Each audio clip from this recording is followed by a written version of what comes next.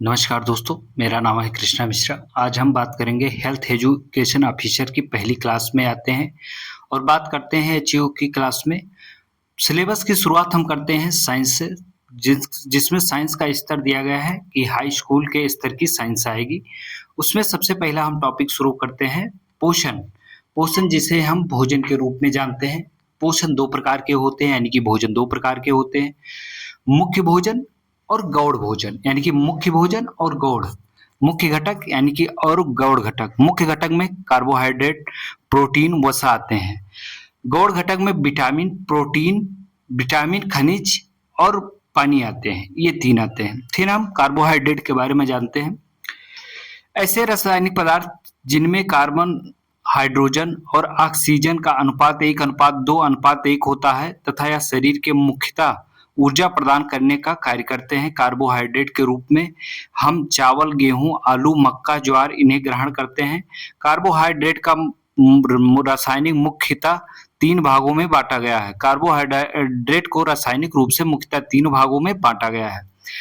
Carbohydrate को शर्करा के नाम से भी जाना जाता है। कार्बोहाइड्रेट का मोनोसैकेराइड पहला है। यह सबसे सरलतम कार्बोहाइड्रेट का तथा वास्तव में भोजन के रूप में जितना कार्बोहाइड्रेट मनुष्य ग्रहण करता है उसे वास्तव में पाचन तंत्र मोनोसैकेराइड में बदलता है। फिर हम जानेंगे ग्लूकोज, फ्रक्टोज, गैलेक्टोज। ठीक है। डाइसैकेराइड ऐसे कार्बोहाइड्रेट जो मोनोसैकेराइड से जुड़ने से बनते हैं या स्वाद में मीठे होते हैं। इस प्रकार से आपको पता चल गया होगा। जैसे इसके हम एग्जाम्पल लेते हैं, उदाहरण लेते हैं, उदाहरण के माध्यम से समझते हैं। ग्लूकोज प्लस फ्रक्टोज बराबर क्या होता है? दोनों के मिलने से बनता है सुक्रोज। इसका दूसरा नाम है शुगर केन। फिर हम ग्लूकोज प्लस गैलेक्टोज बराबर लैक्टोज बनता है। लैक्टोज का रासायनिक नाम है, लैक्टोज किस में मिलता है? मिल्क शुगर में मिलता है। इसका दूसरा नाम मिल्क शुगर है।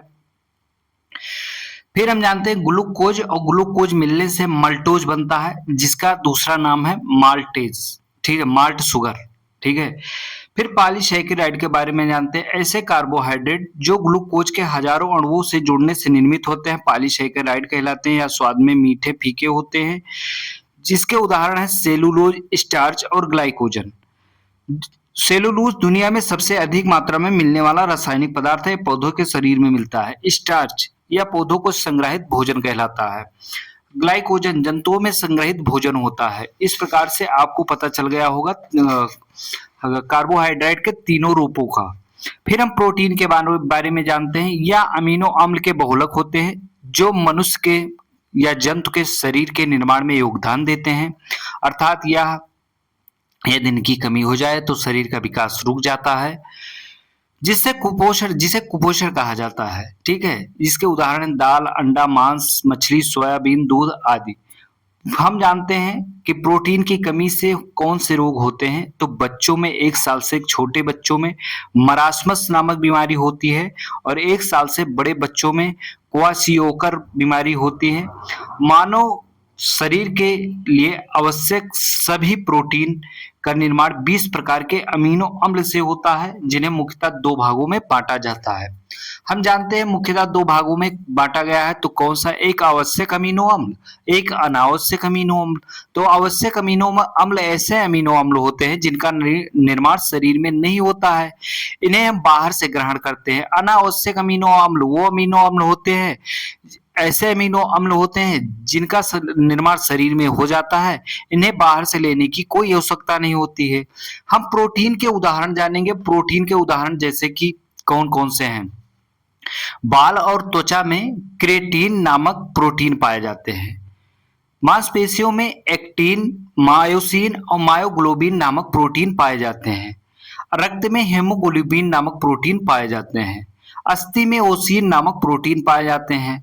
दूध में कैसीन नामक प्रोटीन पाए जाते हैं। दही में पैरा कैसीन नामक प्रोटीन पाए जाते हैं।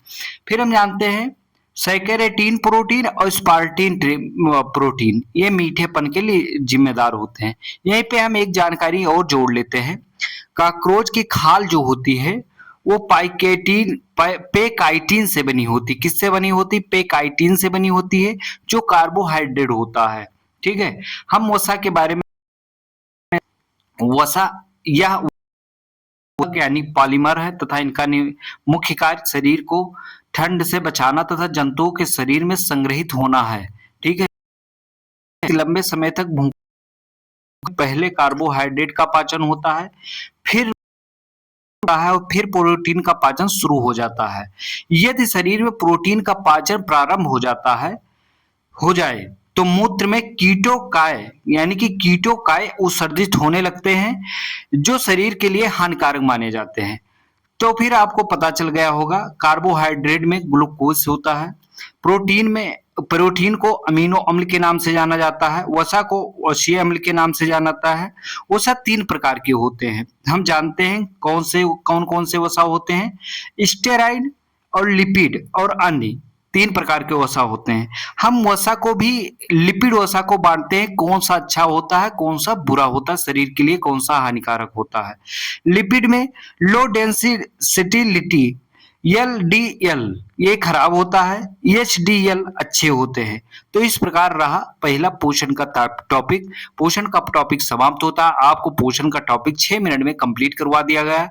और अगर आप हेल्थ एजुकेशन के लिए सीरियस कैंडिडेट हैं, तैयारी करना चाहते हैं, बेहतरीन पेपर देना चाहते हैं, तो आप सभी लोग इस क्लास को अगर सुनते हैं उसके बाद पढ़ते हैं कहीं से, तो आप सभी लोग के लिए पेपर क्वालिफाई करना बहुत आसान हो जाएगा। आप सभी लोग जीएस कर्मयोगी से जुड़े रहें और इसको अधिक से अधिक लोगों को शेयर करें, चैनल को सब्सक्राइब करें, बेल आइकन को जरूर दबाएं ताकि सबसे पहले ये क्लास आप तक पहुंचे। धन्यवाद।